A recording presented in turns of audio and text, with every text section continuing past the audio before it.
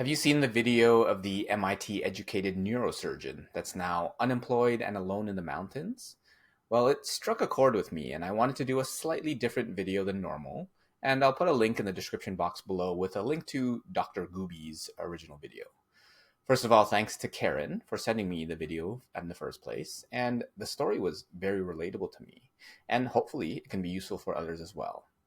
Now, if you don't have the 48 minutes to watch the video, the summary is that Dr. Goobie, as he calls himself, is an MIT educated and trained neurosurgeon. He was doing well, and he was great at what he does and was helping people along the way, as doctors normally do. But he came into a crisis of conscience and had a moral injury, as he called it, where he realized that he wanted to become a doctor to alleviate suffering, yet what he did was having less of an impact than other interventions, very simple interventions. And he realized that it was the system that was the reason. So he decided to quit his very prestigious job as a neurosurgeon. And now he's figuring out his next steps.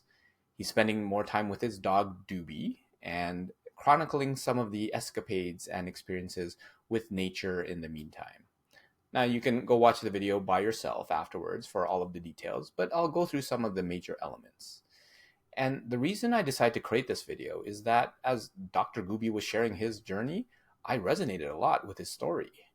And for those of you who are familiar with the traditional career paths, you can think of DEAL, doctor, engineer, accountant, and lawyer. And Dr. Goobie, he went down the D path, the doctor path. I went down the E, the engineer path.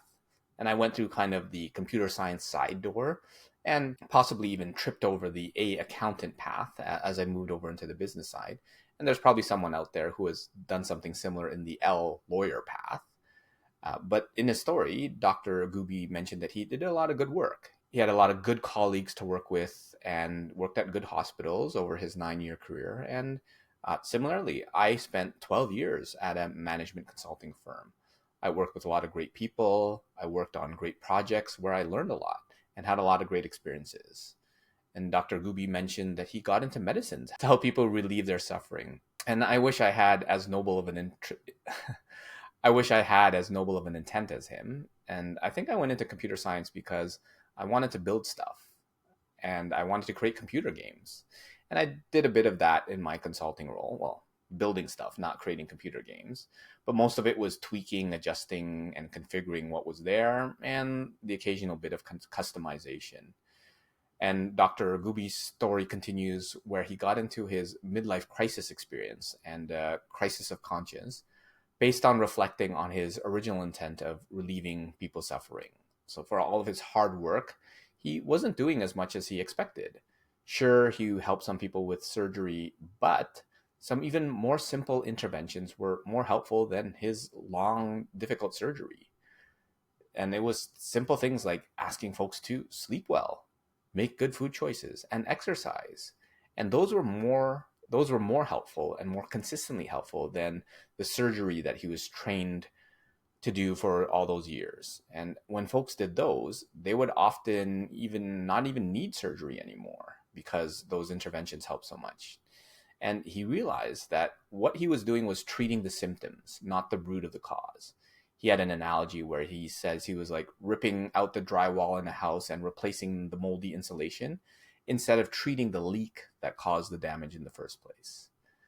But those interventions were actually addressing the cause. They were actually fixing the leak versus him who was just treating the symptoms. And I guess my midlife crisis experience wasn't as noble. I was doing well. I was promoted multiple times, and the next step would have been a partner. So that's kind of a C-level role, top of the pyramid, so to speak. And as I was preparing to become a partner, I realized, is this it? Now, title aside, do I continue to do this for the next 20, 30 years? Now I was helping Fortune 1000 companies with multi-million dollar implementations that would help them save tens, if not hundreds of millions of dollars. But for what purpose? Was I actually helping anyone? And most importantly, does it really matter? Do I matter? And incidentally, I watched Deadpool and Wolverine over the weekend, and it's definitely an entertaining movie. And it resonated with Deadpool's desire to matter. Perhaps the two videos were the universe's way to tell me to focus on why I matter, which is probably another reason why I wanted to create this video. Anyways, back to Dr. Goobie. He mentioned that as a result of his job, he put on a lot of weight and wasn't healthy. His role didn't allow him to take the advice that he's actually giving to others to be healed.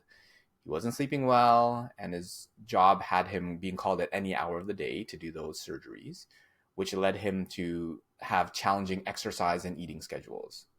And he realized that if he kept doing what he did, his body wouldn't survive. Additionally, he was still good at what he did, but his soul wasn't fulfilled. Plus, with the crisis of conscience, there were a bunch of things that pointed to a change for him. So he had a conversation with his partner, and originally he suggested to just work part-time as he figured things out, but his supportive partner suggested to quit outright. They had some savings, and their only dependent was their dog, so they felt that quitting would be a better option. And I don't think I would be so bold as to do that, but it seemed like a good decision for them. For me, the decision to leave and do something different took multiple years. I had considered trying something else many times before, to the point where towards the end, my preference for leaving or staying would change month to month, week to week, daily, and sometimes even multiple times a day. And because it was the role that I had and it was my first job after graduating, I had to temper that and my thoughts with whether or not I really didn't like what I was doing, or if it was more of like a grass is greener situation where I just want to explore something different. Because there were a lot of good things about my current job. And my path was more like Dr. Goobie's first plan, where I transitioned. After all, I had a kid at the time and another one coming. So quitting probably wouldn't have been the responsible thing for me to do. And a friend helped me land a contract job at a bank. And banks tend to have a little bit more set hours. And the extra time I would be working, I just spent on my coaching business. And when it came to renew the contract, I decided to dive into career coaching full time. And as they say, the rest is history. Now, in hindsight, there are a lot of things that I would do differently on that journey, though I'll probably save that for a different video. And hopefully Dr. Goobie will share his lessons learned and his swike, the stuff I wish I knew earlier along the way. So Dr. Goobie, if you're watching this, I applaud you for your commitment to make the change. And I know many folks who are also trapped by the golden handcuffs, and they have the good job, the good life. And for some of them, they feel happy and successful. And for those folks, they won. They are doing what they are supposed to be doing. For others that don't feel happy and they don't have the success and fulfillment that they want, hopefully Dr. Goobie's video strikes a chord with them as well. Most people just stick it out for the next few years and sometimes decades. But instead of having a good job and a good life, what if you had a great job and a great life? Or even your dream job or a dream life? One that fulfills you, one that gives you a sense of purpose and impact, one that shows that you matter. Now, Dr. Goobie is a hero to me as he decided to get out of his comfort zone. And I think Dr. Goobie is still on the path to find his ultimate path. Plus, did you watch the movie? He braved those mosquitoes to make the video. And did you see the one that was on his cheek before he put on his hoodie? I think he kind of crushed it on the inside. But anyways, so for Dr. Goobie, I'm sure making YouTube videos about his walks with Doobie and being in nature are much more fulfilling for him.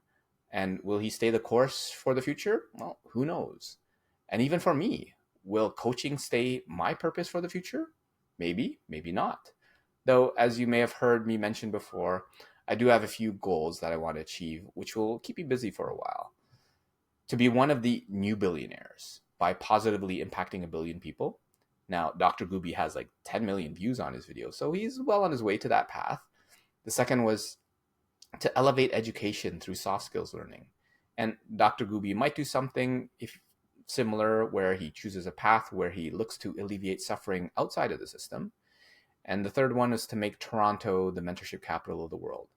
And I didn't hear Dr. Goobie mentioning anything about that, but who knows? He's still early in his journey. So if I can keep up the motivation, then I'll be doing this for many more years and decades to come. How about you? Have you watched the video by Dr. Goobie? What resonated with you about his story or his challenges? Write it in the comments. I know this is a different type of video, and also let me know in the comments if you want more of these types of videos. And don't forget to subscribe for more tips on jobs, careers, and life. And YouTube recommends that you check out these videos next. Until next time, be focused and stay inspired.